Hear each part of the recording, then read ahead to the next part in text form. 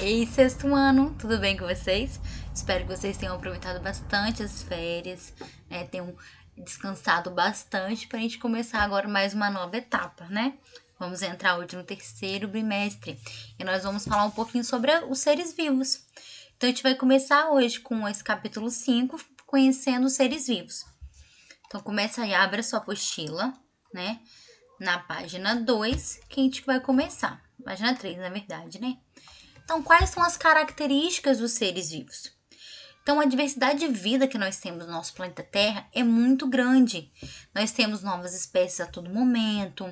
A gente tem uma grande diversidade de seres vivos, né? No mundo animal, no mundo das plantas, nós humanos. Então, nós temos uma grande quantidade de seres vivos. Então, estima mais ou menos que nós temos 9 milhões de espécies de seres vivos.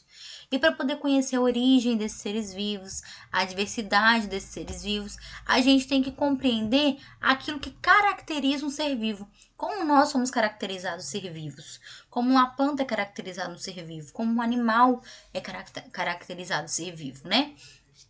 Então, quais são as principais características disso? Então, nós temos um ciclo da vida. Então, esse ciclo inclui reprodução, necessidade de energia, né, para a gente poder fazer nossas atividades. A gente reage a estímulos e a presença de células do nosso corpo. Então, esse ciclo de vida, a gente vai estudar um pouquinho sobre ele. Então, ele é muito importante. Um ser vivo, ele tem esse ciclo de vida que é uma característica muito importante. Então, esse ciclo vai compreender todas as transformações por quais nosso organismo passa, né? Um organismo passa, que é a gente, ser humano, uma planta, um animal. Então, nós temos o ciclo de vida que começa no nosso nascimento, depois a gente cresce, a gente desenvolve e morre.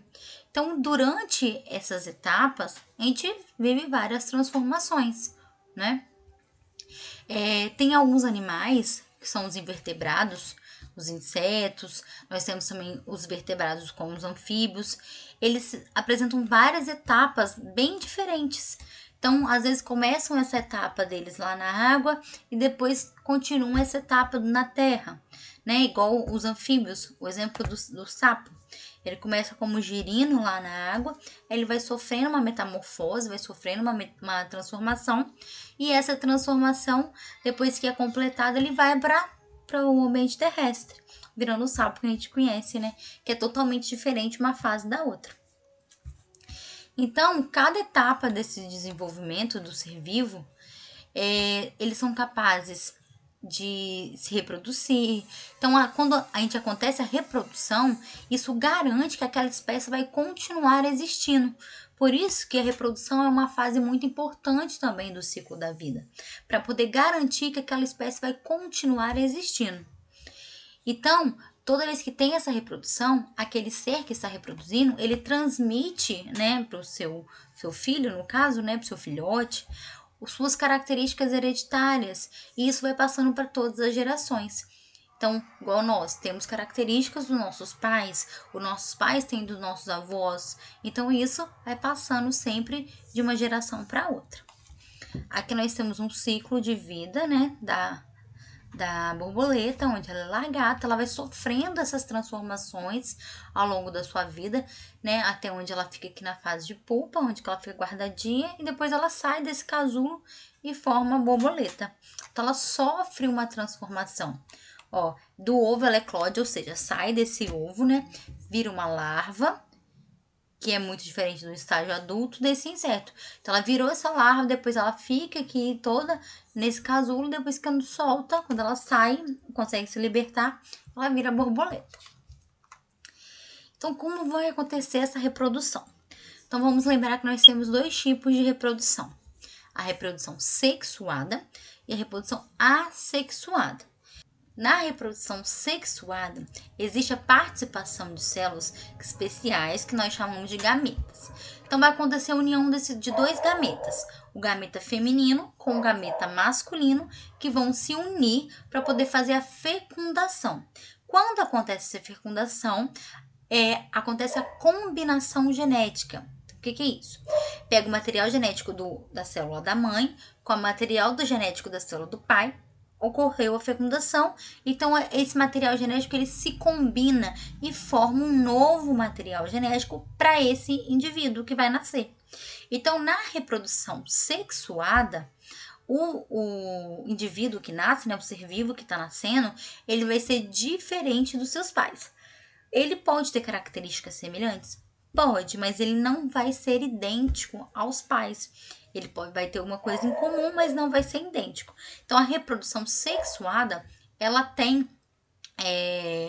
esse mecanismo, né, de diversidade para poder fazer com que nasçam novos indivíduos, novos seres vivos, mas diferentes, não completamente iguais.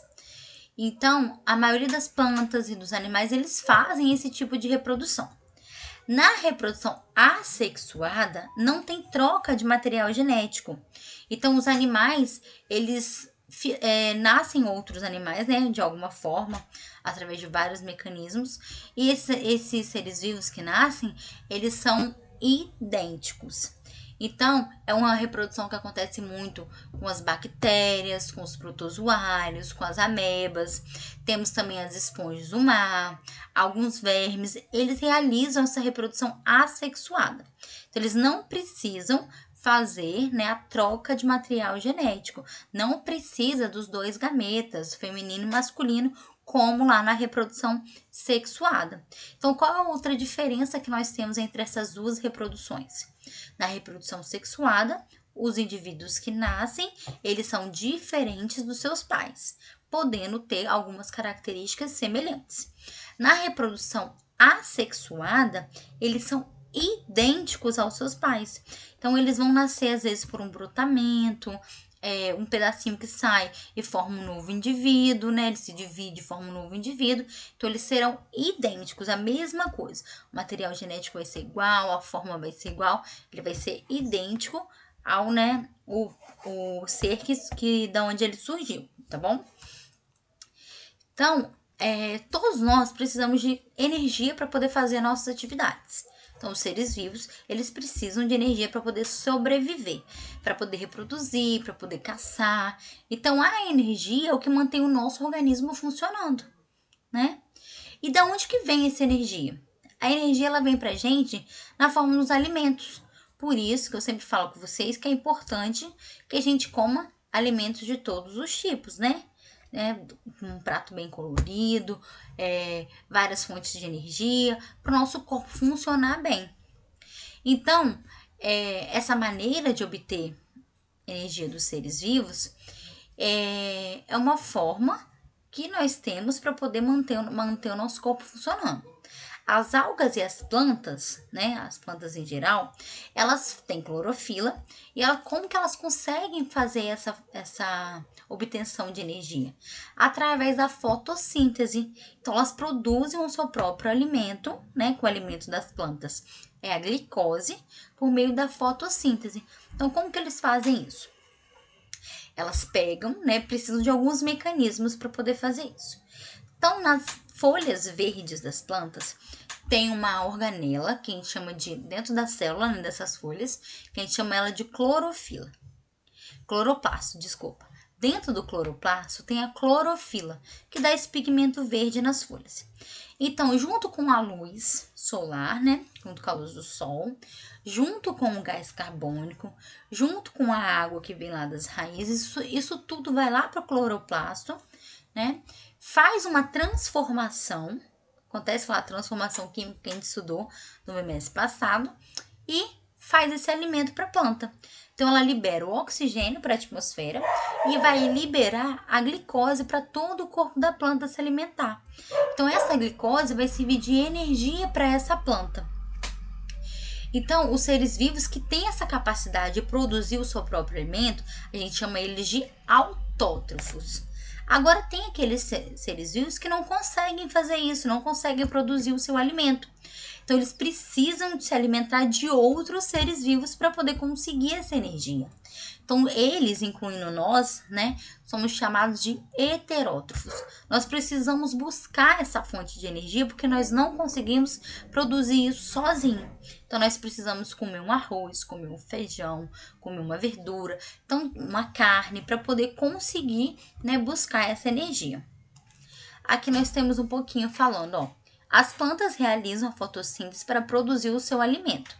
Elas utilizam CO2 da atmosfera, né, e água retirada do solo.